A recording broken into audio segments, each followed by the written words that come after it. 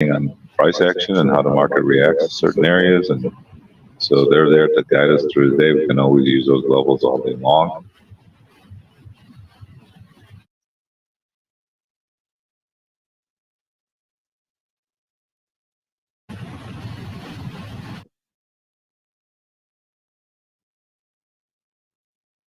All right, we're coming back down here. Next level on the downside we have is down at the 09 area.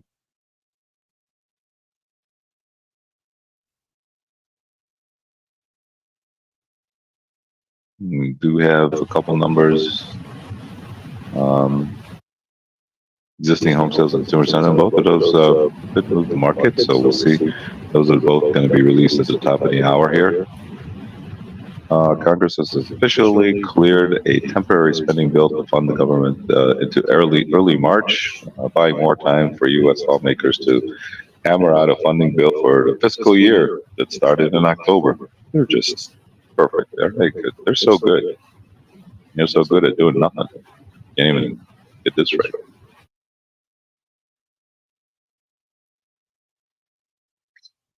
We're just kind of hanging here at the 18 area. Next level on the downside we're looking at is down at the 09.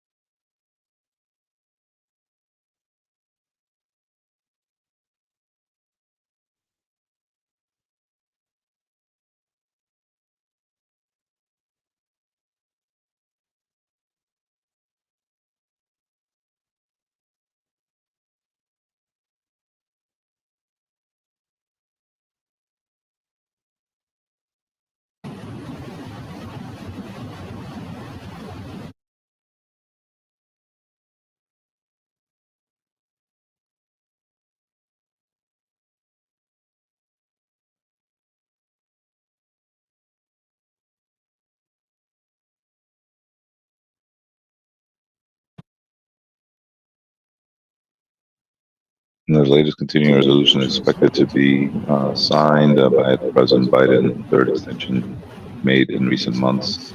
Hardline Republicans push back on measures with the White House Freedom Caucus calling on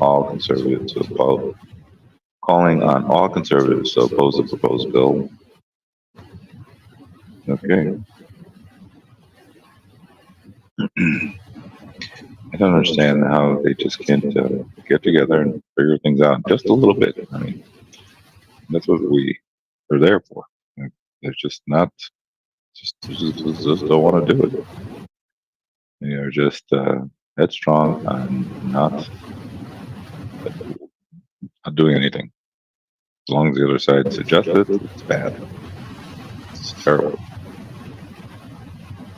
And I don't think it's going to change anytime soon. A very bad bunch of clowns down there in Washington.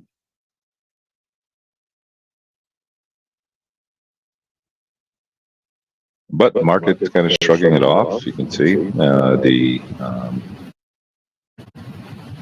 tech side is the reason that the market is up. Like everything's so hunky dory there. Let's see.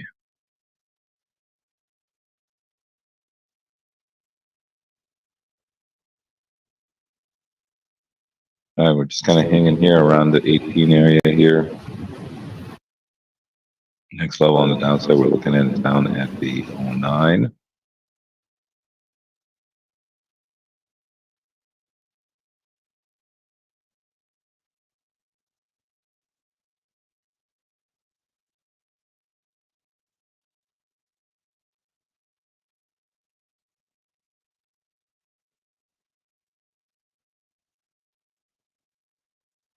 Settlement prices at 11.25.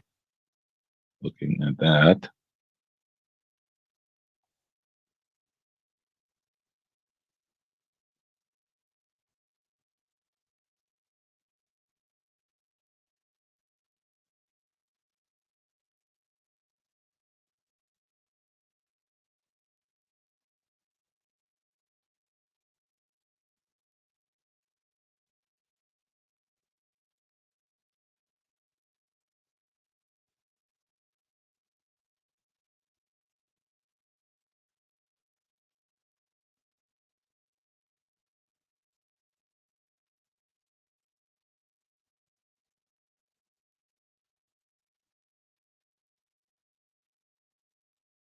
Yeah, continues to downtick here a little bit.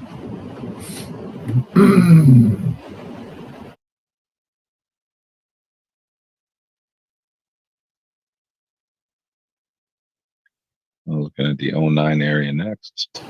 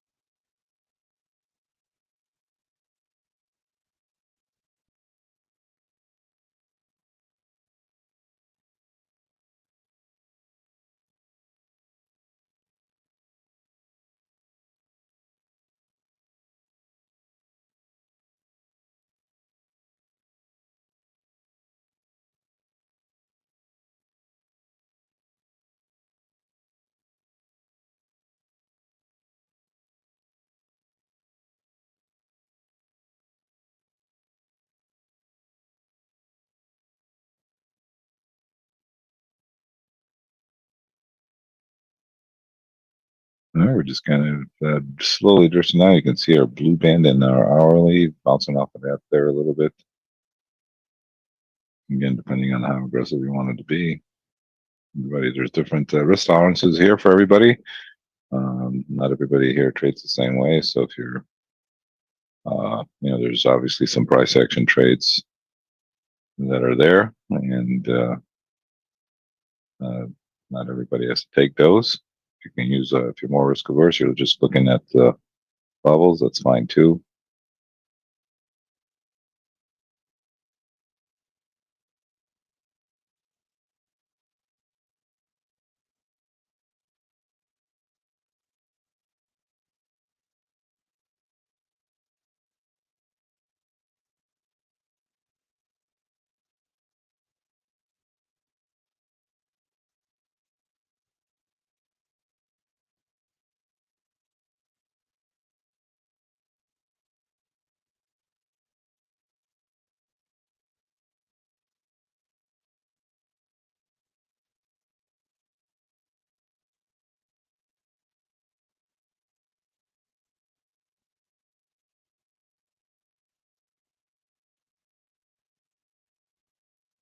Alrighty, just kind of bouncing back up here a little resistance if you're looking for some resistance around our pivot area there up at 27. We'll see what these numbers will give us or not.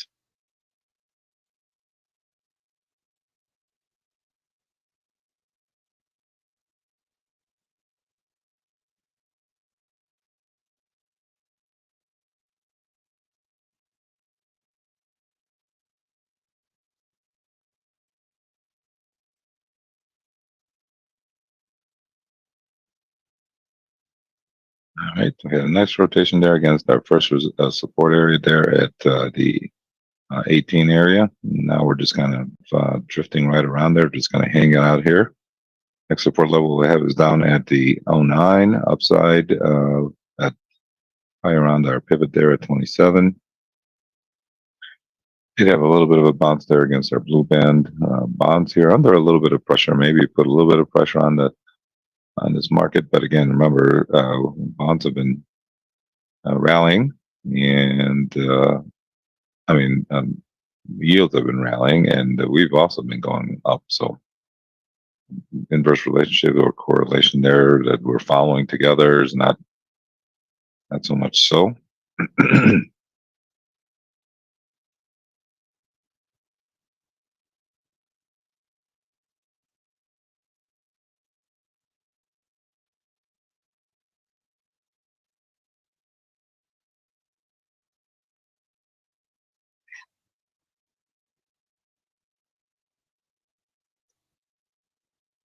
Probably waiting for this 9 o'clock number to give us some movement, maybe.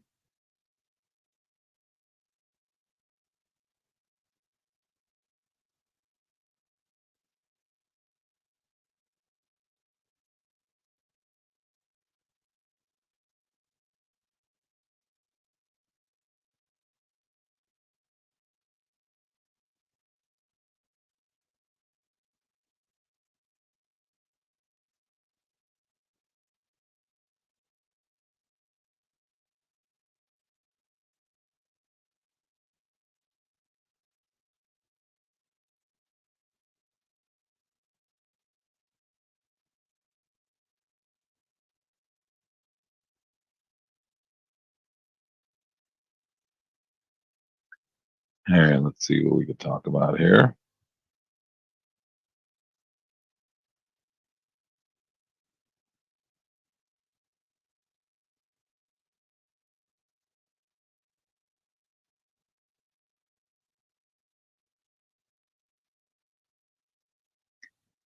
I don't know. I want to talk about the shutdown. That'll be about it. Let's see. Only 3 weeks into the new year, the tech is showing a staying power, with the markets continuing to favor the sector. Chip optimism and the AI headlines are helping support the sentiment, despite some concerns that the Fed rate cuts may take place a little later this year. In fact, the Nasdaq, which closed at all-time highs at 16,982, while the best year-to-date performances for any S&P sector is information technology. Tech dominance, many of the usual suspects has oversized gains in the new year. We're talking about just 2 weeks into the new year, including Nvidia, Meta. Nvidia is up 19%, Meta 9%, Microsoft 8%. Google's up 5%, Amazon up 2%, Apple up 2%.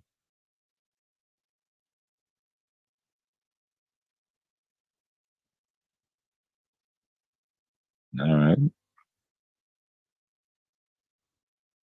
I think that's been the driving force right now. The tech sector is keeping us higher, or putting us to these continued nice rally back from when the Fed governors or these guys are talking. They rotated the market down. We talked about it last week, that one of the main reasons we were down was because of the March cut in rates was maybe not going to be doable.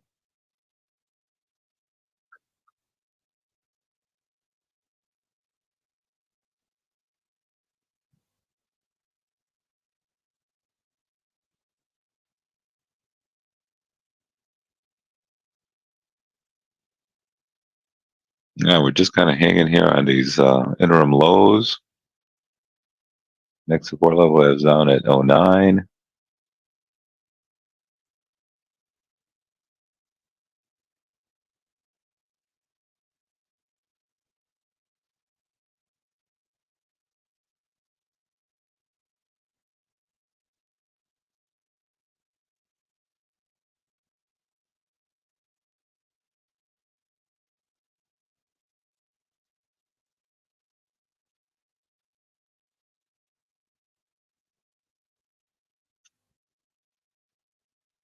We have a couple numbers coming out here at the top of the hour. Again, we have to be a little bit patient here and wait for opportunities. That's all we can do. And we've gotten down here to these lows and just kind of just hanging here for a little bit. So we got to hang with it.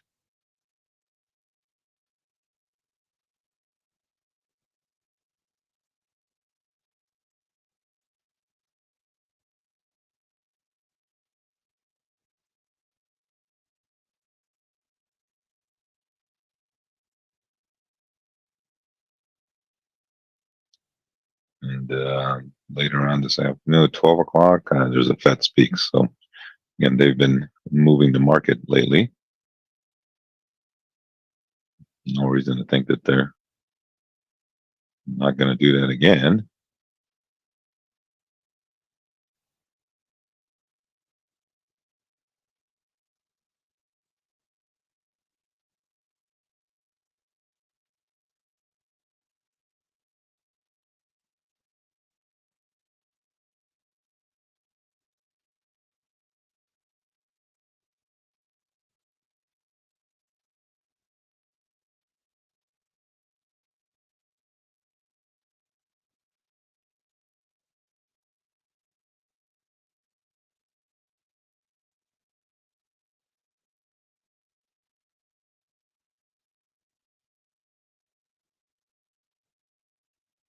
All right. Again, got to be a little bit patient. We're just kind of hanging here on these lows.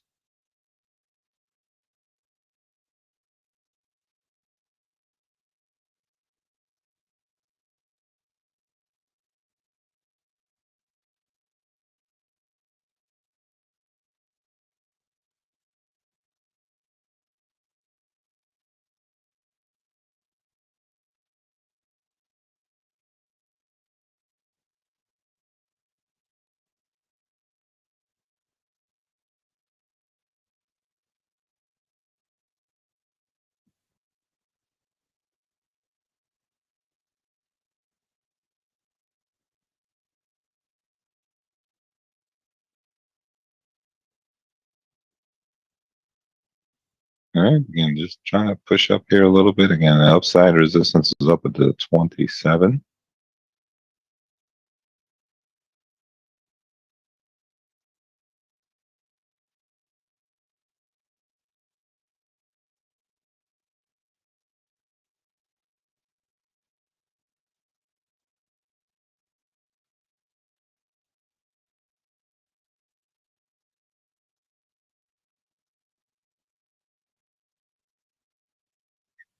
But remember, we have to be a little bit mindful of these numbers that are going to be coming out. We try not to have any positions on when numbers are released. And if a trade is close by, one of these numbers or an or setup is close by, you have to be a little bit mindful of that.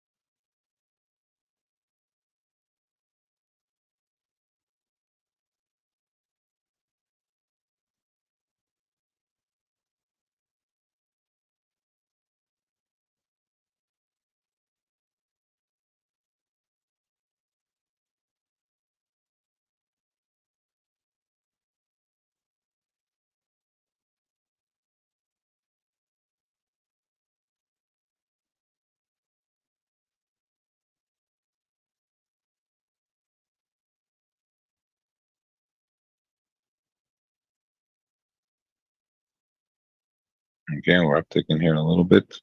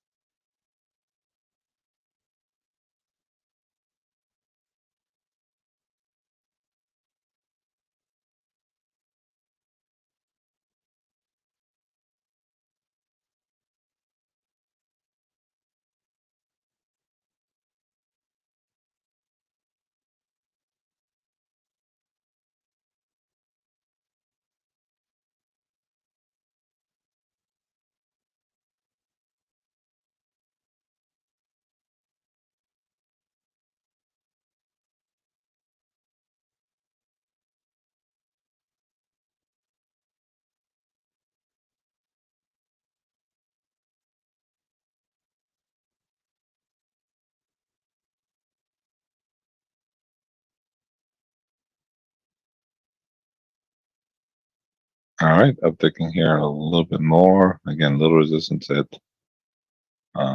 27, but only if you're a little aggressive, especially we have a number coming out here in about 5 minutes.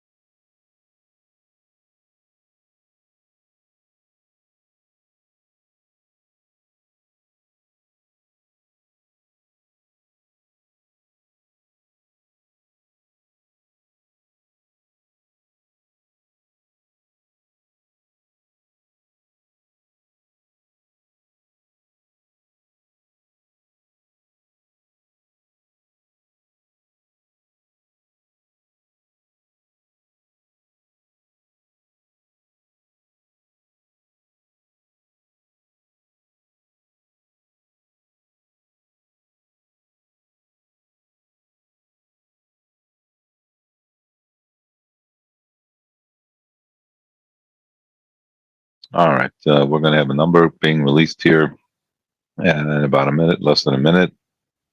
You can see here the ladder tickets kind of uh, orders are being depleted from the ladder ticket, letting these numbers be released and see what happens. So be a little bit careful here. Again, if you're more risk averse, numbers could move the market here a little bit. We don't know which direction, obviously.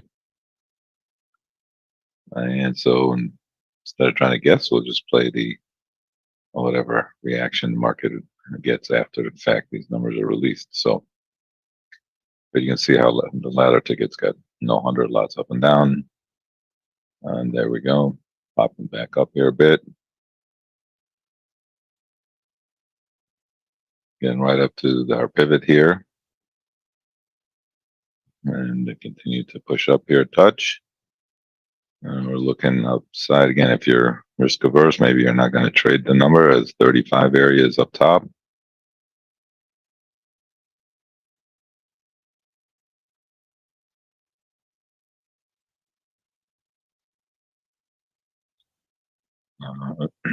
So just let the thing play itself out and see what happens. And the 35 areas, the next level that we're looking at. If you're going to trade this volatility when the number is released, if we get back up there, just never know.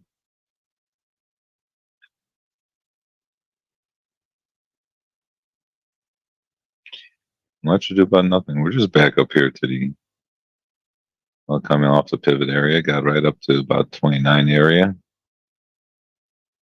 Blue band area again, very tough to trade when the numbers released, even though it was, you could have maybe, it's tough to trade it, and you just never know the direction this stuff's going to go in.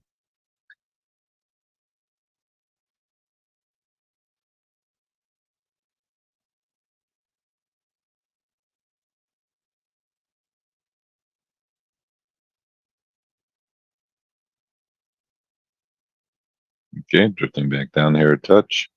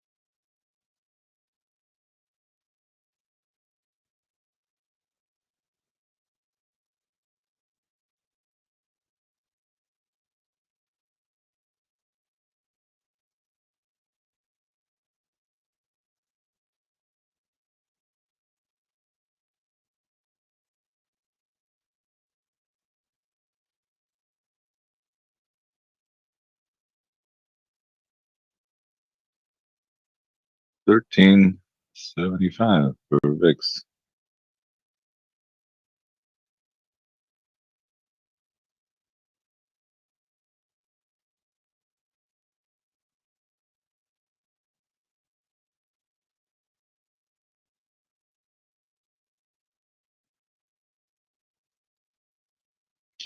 Consumer sentiment, they're expecting 70.2, came at 78. Very, again, could be taking. That's good. It's a good number. That's why they rallied this, and then now coming all the way back down here. Again, we already worked the 18 area, so I would, obviously not use it again, but downside support is down at the 09.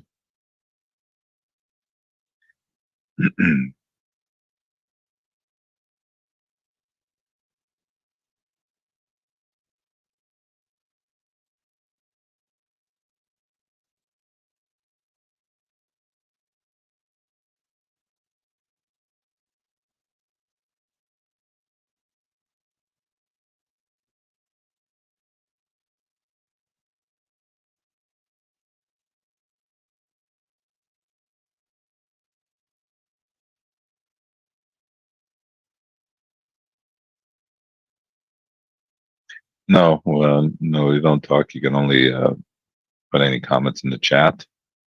Type them in.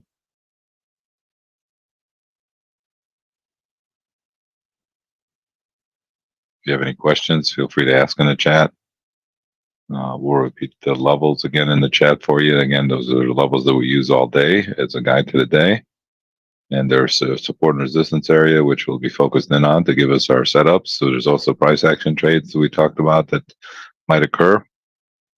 And the combination of both of those gives us our opportunities to trade. We are trading mini S&Ps.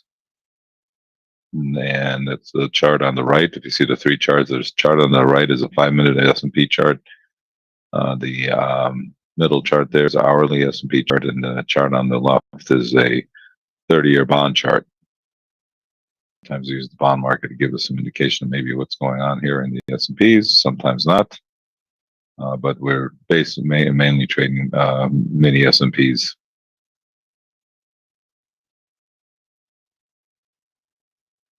And we gave out levels this morning that we use, like I said, as a guide today. We'll try to get them up here in the chat.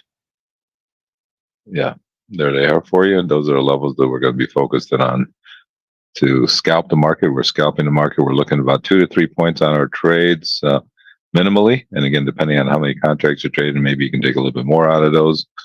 Otherwise, we're scalping those. And scalping is not trying to take any big moves out of them. We're just trying to take a little bit. We believe as markets don't go straight up or straight down. We're looking for those to take advantage of those ebbs and flows of the market and keeping it pretty risk averse. Oh no, I'm trying to understand what Bitcoin means there, Mike. Conceptually trying to understand what.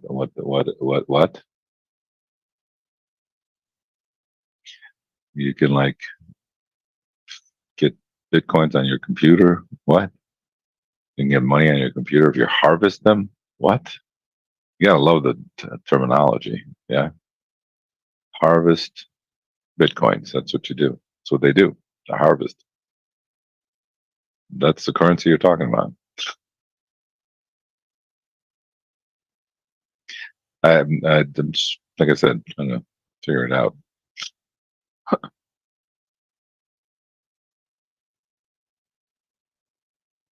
That's right. The cyber wallet. Yeah. Yeah. There. I figured that out too. Oh my goodness. They're getting 30s and 40s in Florida this weekend. Wow.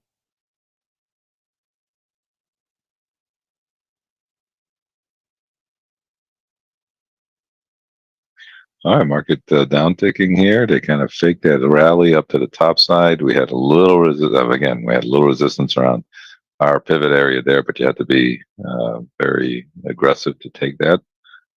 And it did go up to 29 and change there, and then came off. We already traded our 18 area the first time to it, so now we're looking at 09 as our next support level on the downside.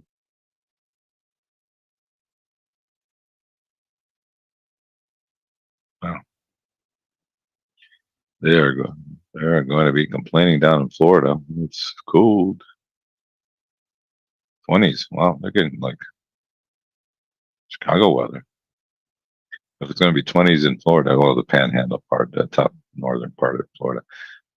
As we continue to downtick, we're looking at the 09 area. And bonds here, I think we're just kind of following the bonds. They rallied it initially, and now we're kind of breaking. Yeah, that's it. There's going to have a reason for those orange juice prices to go sky high now. Oh.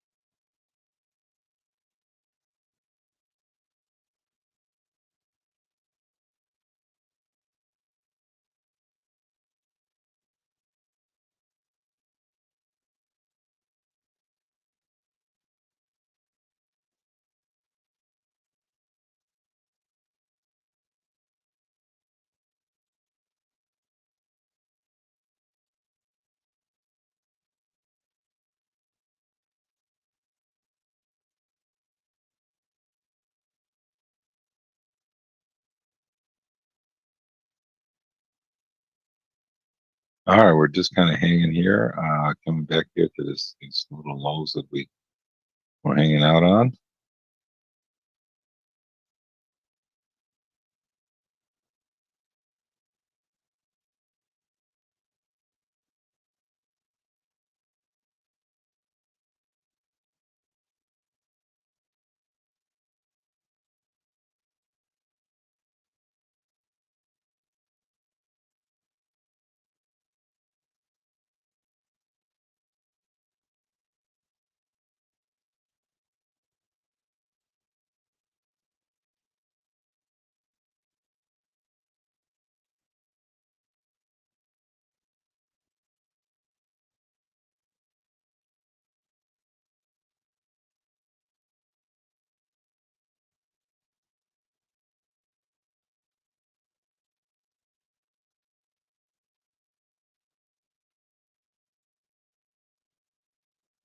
Again, we get ourselves into a range, so we have to be a little bit careful and be patient.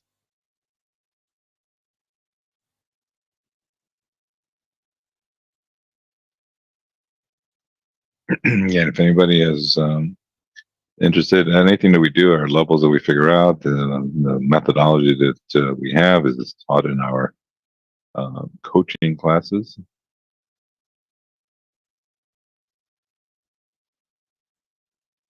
Um, I'm are you a self-taught trader? Yes, I started actually. I didn't trade on the stock floor. I traded on the futures floor at the Chicago Board of Trade, and then traded. Actually, I traded 30-year bonds. I was in the bond market trading futures. Yeah, actually,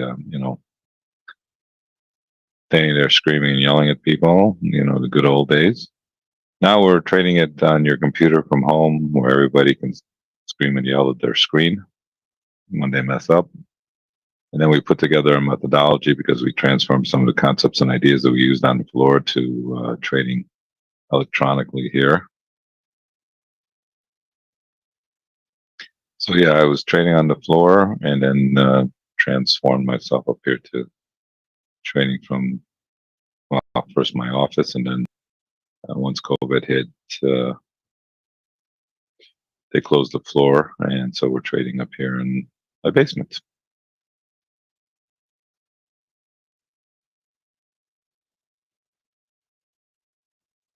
So we do our methodology that we put together we do have coaching classes that kind of explains everything: how to find levels, how to trade them when you get there, how to manage it according to your risk tolerance, or if you want to take more risk or less risk. You're trying to stay away from, how much not to overtrade, all that kind of stuff. So explain the methodology for you and teach it to you a little bit. If that's what you are interested in learning.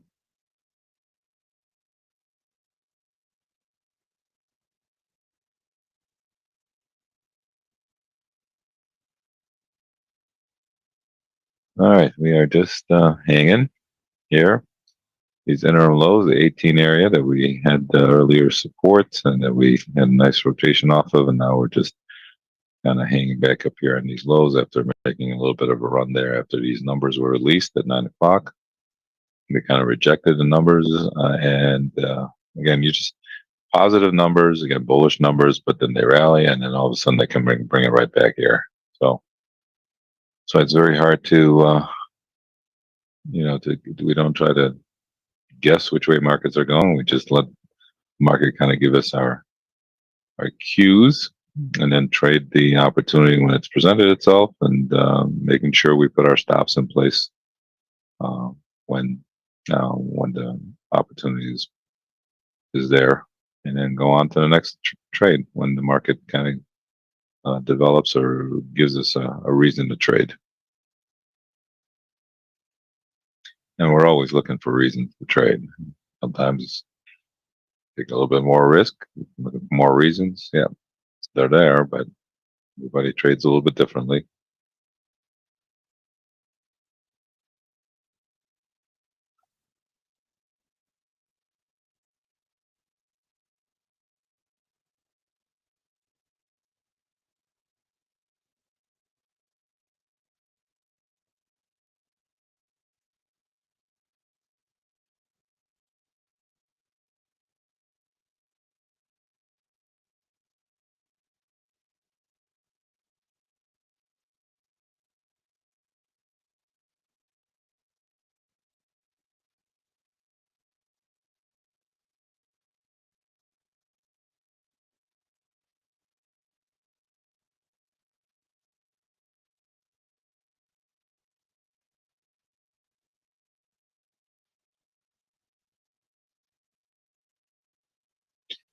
Market's upticking here a touch.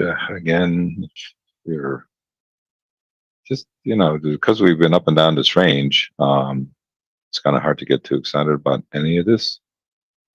You can see there's a little resistance around the 29.30 area, but again, we already went up there once. So again, if you're going to take it again, it's I don't know, it's there, but you have to be very aggressive. We like to take the trade the first time up to them instead of second, third time they become a little bit more riskier.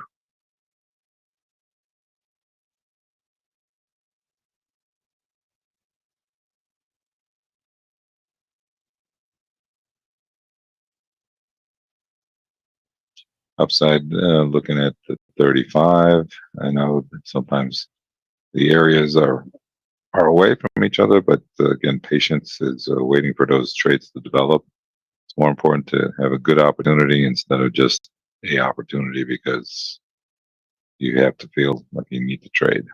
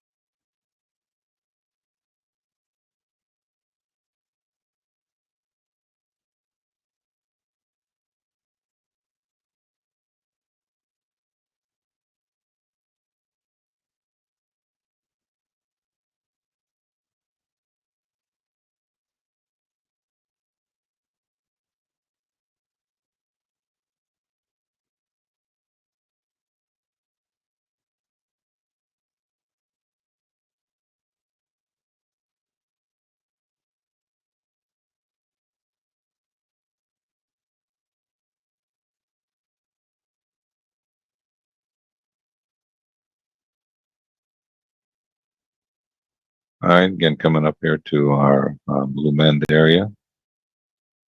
Again, if you're very aggressive, like I said, I have no real opinion here.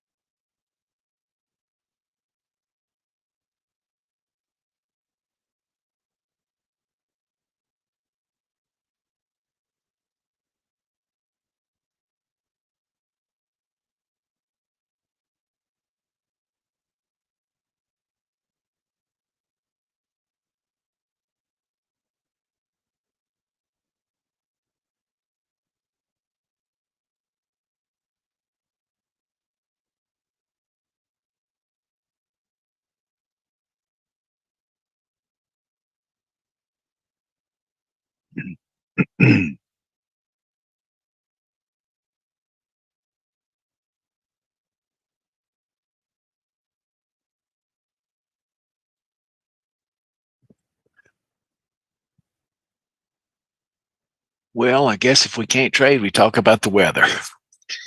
Yeah, I guess. Definitely. I saw it's going to get in the 20s on the northern part of Florida and 30s and 40s. And there must be freaking out down there. It's They don't going to even. get 28 here. Yeah, but you're used to it. Yeah. A couple of days ago, we were in the 70s. And yeah, that's so crazy. Go figure. Next week, we'll be back up in the 60s. So. Oh, well, let's see. We got to get past Sunday here. It's supposed to get, let's see here. It's supposed to get really, yeah, we get past Sunday, we'll be okay. Then we're up in the 30s. The 30s. Are you kidding? After minus 10, you get in the 30s. You know how warm it is? You can't even imagine. A dumb question for you. What do you have to heat your house with? I don't know. The furnace is going 24/7 almost. Yeah, but I mean, do you have like oil in yours? Gas? Okay. Yeah. Yeah, it is. It's definitely working. The heating bill could be like $400 or $500 a month during the winter months.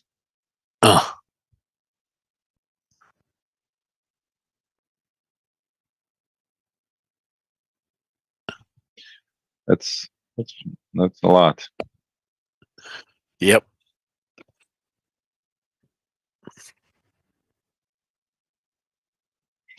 But it's nice and toasty warm.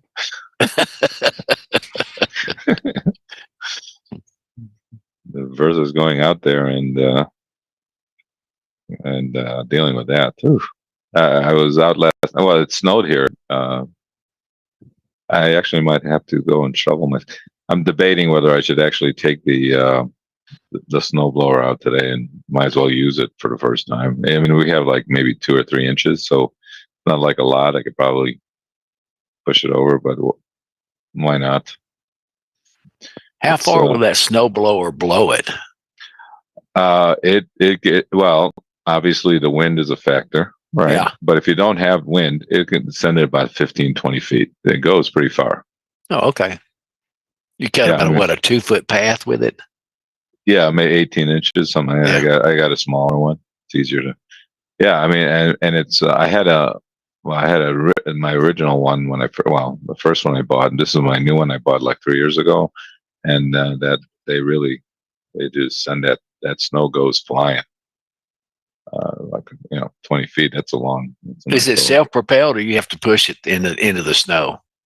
No, we have. Well, no, it is self-propelled, but you do have to push it a little bit. Yeah, it makes it. It just makes it easier to. It's easier to. It does go by itself as long as you hold the handle down. Yeah. But you still obviously need to direct it. But yeah, I mean, it's So I'm thinking maybe I'll just.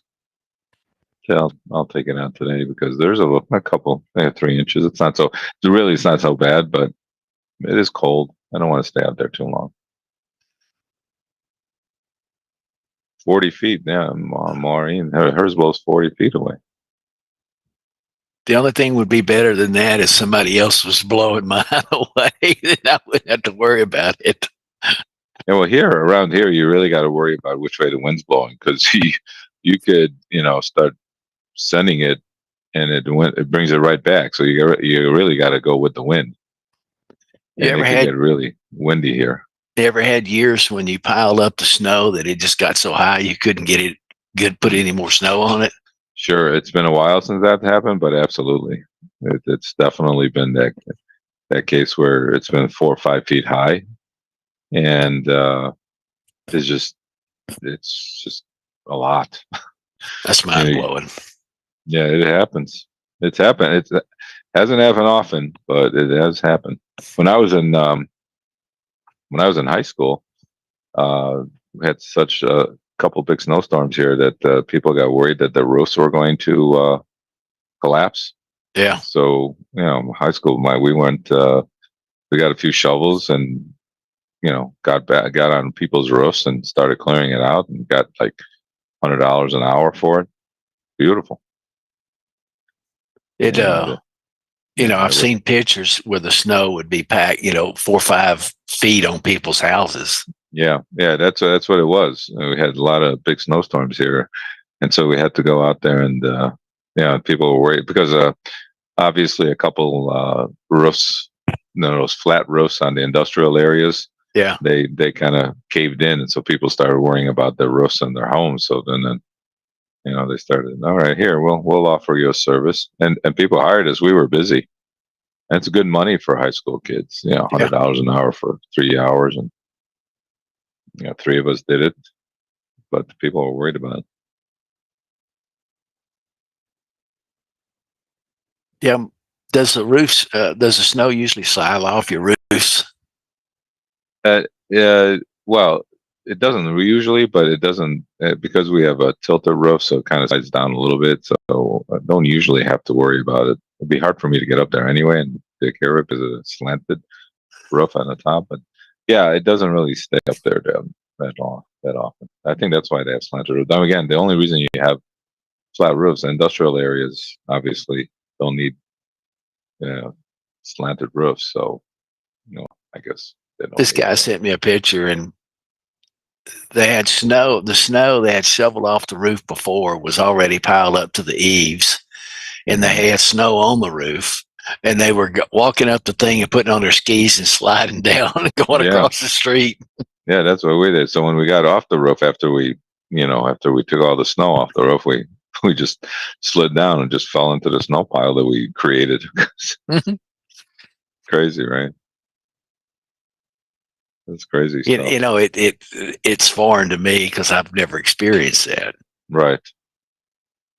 Yeah, no, I can imagine. And again, it's been a while since that's happened. That I think Maureen lives in Michigan up north. Yeah, if I'm not mistaken. So they get a lot of snow up there. That's why she's on the roof all the time. They're on the roof all the time cleaning that stuff off. No, Maureen, that's way too cold for a flatlander like me. Yeah, I mean, the guy's complaining about 20-degree temperatures. So, can you imagine? 20 degrees, or it's going to be so warm here. It's going to get up to the 30s. It's going to be awesome. I mean, like I said, I did say that the best part of living in Chicago is when you experience this cold weather. When you get to the springtime, that's why you appreciate summer so much more. Yes. Now they've got little used to they had socks with electric socks and sock warmers and stuff. They actually got like little vests now that you can put on. Mm-hmm. Yeah, and they keep you warm. Yeah. That's technology, man. Yeah, that's what they do. They got this little vest that put on. That's like you push a button and it warms up the vest. I don't know what the heating panels or something in there. I don't know. Pretty cool. Yeah, I kind of like Maureen's idea, but they got 2 fireplaces. Y'all must burn about 4 to 6 cords of wood a year. Yeah, well, yeah, they probably do need a lot of wood there. Especially as cold as it is. Natural gas. Oh, that's not fair. Well, they don't. It's not like you go out there and it's a little different up north. We use, exactly. We're using the fireplace to keep us warm. You're using the fireplace to look nice, feel good. Not me. I turned that sucker on and I want it hot.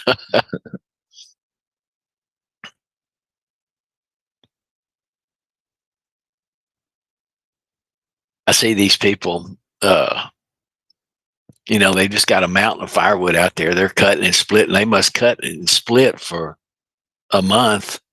And then they've got like little chutes that they open the basement windows and they just slide it down the chutes, and somebody's down there stacking it, and they get it all stacked up underneath it. And that's what they'll burn all winter. Yeah, can't tell you I know what that means, but okay. Don't have that over here. It's like I have to go if I have a fireplace. We never use it, believe it or not, and I just You know, if I had to go buy wood or something, my daughter has one. She just goes and we go to a local store and get some wood. We don't have to. Well, there are a couple places where you can buy a whole bunch of wood, store it outside. I guess if you're going to use it 24/7. But I tell you what, firewood doesn't got expensive now. well, everything's expensive now. You know, I've seen many a cord split and delivered for $60 a cord. So how much is in a cord? A cord of wood is supposedly 2 foot wide, 4 feet tall, and 16 feet long. Mm. A true cord is 4 foot high, 4 foot wide, and 8 foot long. But if you run in 2 foot pieces, it's going to be 16 feet. Mm. Yeah, but keep in mind, that's been 30 years ago. There used to be a man that lived down the street, and he had bought 300 acres of land, and he paid every payment on that thing by cutting and splitting firewood. He could go in the woods, cut a tree down, cut it up, and split 2 cords a day by himself. I mean, he was a bull to go into the woods with. Hmm. And you know, if he got $60 to $100 a cord, he thought he was filthy rich. Hmm. And it's, if you've ever cut and split wood before, you know it's a lot of work. Yeah, it looks like a lot of work. And plus all the hauling and stacking, and Yeah. I mean, cutting the tree down and cutting it up and splitting it is nothing, but then you got to load it and get it out of the woods. And usually you put it on a tractor, take it up to the truck or the trailer and load it onto that and tote it to where you're going and unload it again. Okay, that's way too much work for me. That's why I'm trading. This is a whole lot easier than swinging an axe. That's a lot of work. Just think, one level, one quick bounce, and you paid. Back then, you paid for a cord of wood. Yeah. All right. We are definitely range bound here. Yeah. So Maureen's got it all figured out. Yeah, well,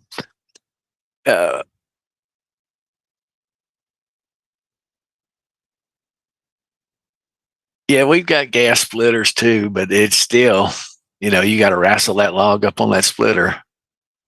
And a lot of times, you know, you get one that's 2 foot across, that sucker's heavy.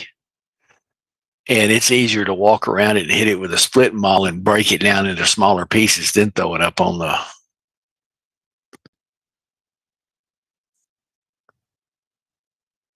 Yeah, there's not, the only easy part about it I've seen that splits wood where they take and they got a piece of equipment, runs in there and picks up the whole log and sets it on a conveyor belt, and it runs down that conveyor belt, it cuts it to length, and it runs it through like a potato cutter. Look, there ain't nothing but little sticks that come out the other end of it. You're really speaking French to me now. There's a lot of words there I don't understand, but okay, splitter and this and that. Can we just like? I mean, it's just, to me, it's just a piece of wood. You pick it up from the store, put it in your fireplace, and that's it. How it got there, you know, that's for somebody else. How it gets to the store, how it gets into my, that's way too complicated.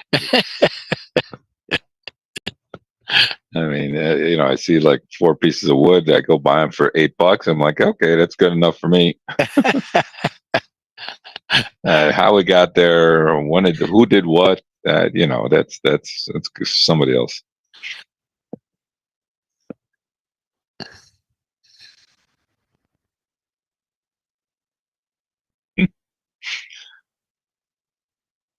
We are so stuck in this little range here. Again, this is what happens, and ain't much we could do about it. Yeah, isn't that the truth? but we've had a nice rally here last 2 days. Yesterday, I left the market on the lows. I went out for an hour and a half maybe. Came back and they were making unbelievable new highs. I'm like, what? What just happened here? And it was a Fed speak. Amazing. They're almost as good as Trump. They are.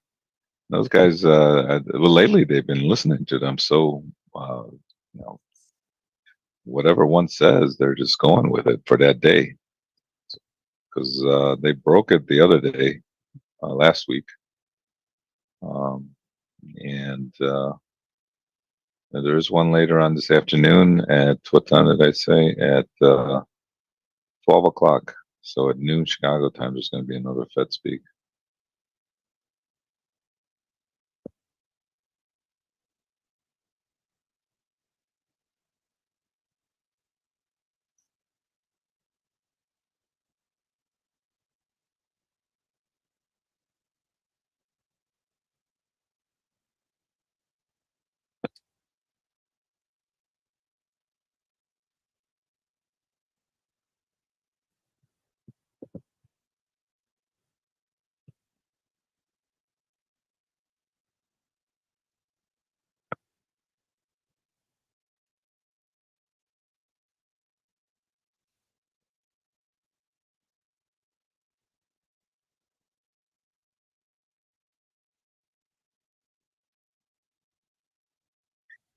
All right, you can see range bound here at 25, 26 area, right around just below our pivot there, and trading between 20 and 25 basically here for the last 20 minutes, 30 minutes. Again, we don't like to play the range game, not our favorite.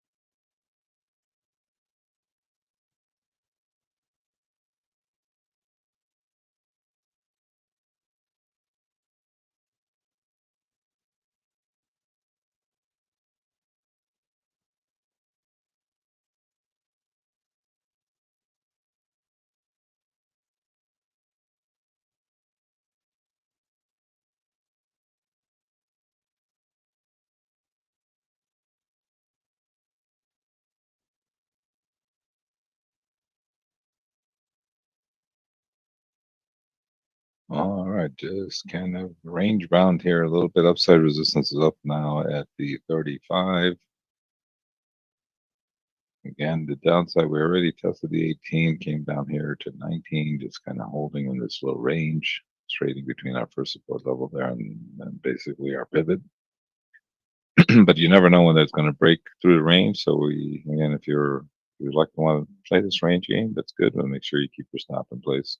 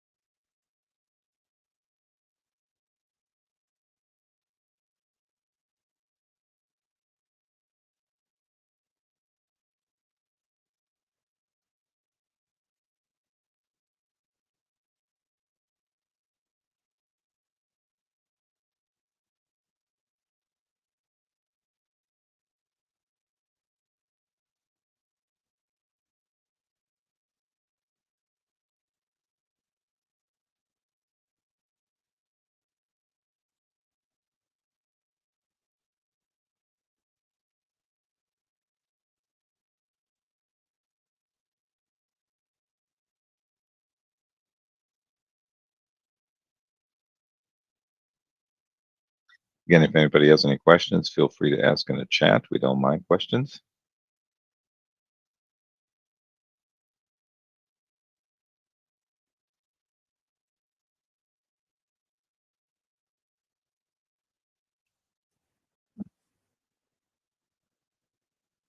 Well, it's way too much excitement for me. I think I might call it a week.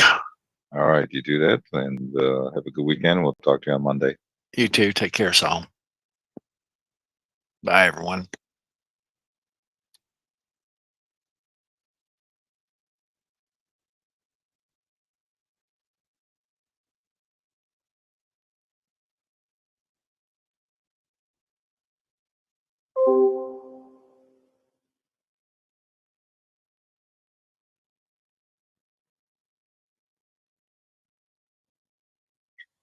All right, we're just trying to uptick here a little bit. I don't know. It just doesn't have. I don't have a feel for this, so we'll just have to be a little bit patient here.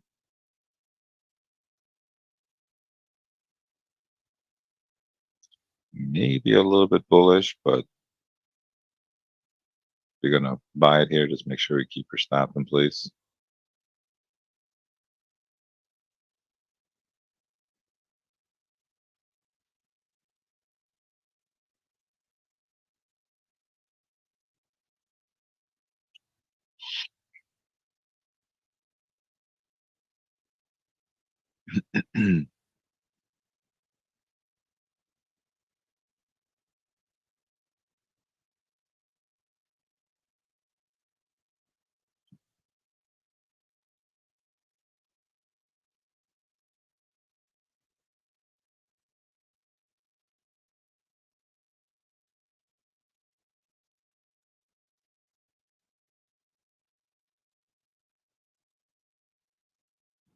All right, trying to uptick just a touch.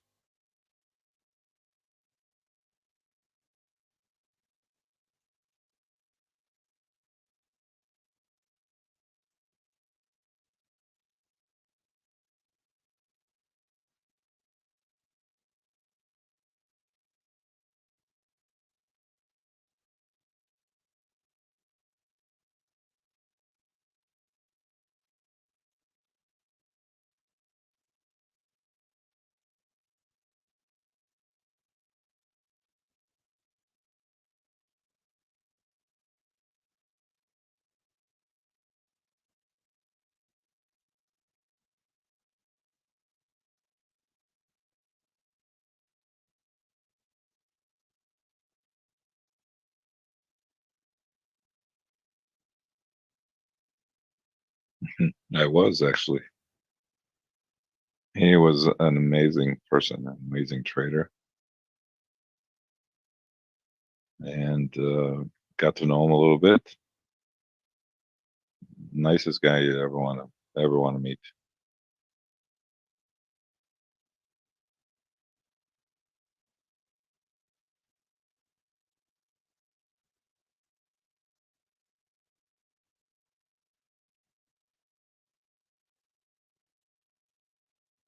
And of course,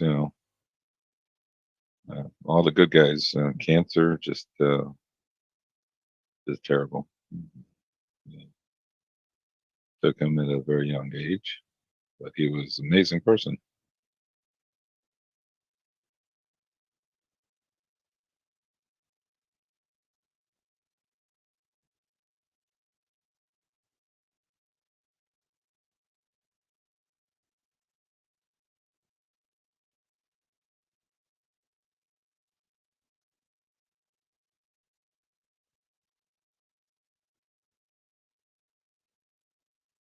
So I'll tell you a story about Charlie. He was trading at night. He used to love trading. He trade all the time. So he traded. He was trading at night. They had night trading. It's when they tried to go to 24-hour trading. So there was night trading at night, and I think it was like open from like the board of trade closed at 2, and then they reopened it again. I think like at 6 to 10, just to so they can say they have 24-hour trading or something like that. Anyway, so it's very thin trade at night, nothing much going on, and we and then he was trading during the first war there, I think, with Kuwait. Um, and I saw him at a basketball game, and I say, "Hey, Charlie," I go, how'd you were you trading that night that the war started?" And because it started right, and again there wasn't social media as much, the news did not come out when they found out about the war. It obviously hits the market first, and then but no, you don't know when you're trading as a trader to what's going on at that particular moment in time, because you just hear there's all of a sudden there's a whole bunch of activity, starting. And so, at night trading was very slow. And when you were when you're a big trader like he was, you could take a lot of trades, and you're just trying to take a little bit out of it, take big size because you're the main person there. Everybody's going to trade with you anyway. So he was there trading. I said, "So how'd you do that? The night of the war?" And he says to me, he goes, "Well, there was 1,000 lot offered there, and it was just sitting there offered. There was nothing going on. I figured, all right, got to look in the cash market. It was going down a little bit, so I took it out. I said sold to him, and about 2 minutes later, the war breaks out. He goes, let's just put it this way: it was the quickest $2 million I ever lost." So there you go. There's a Charlie D trade. But I got tell you a lot of good stories about Charlie.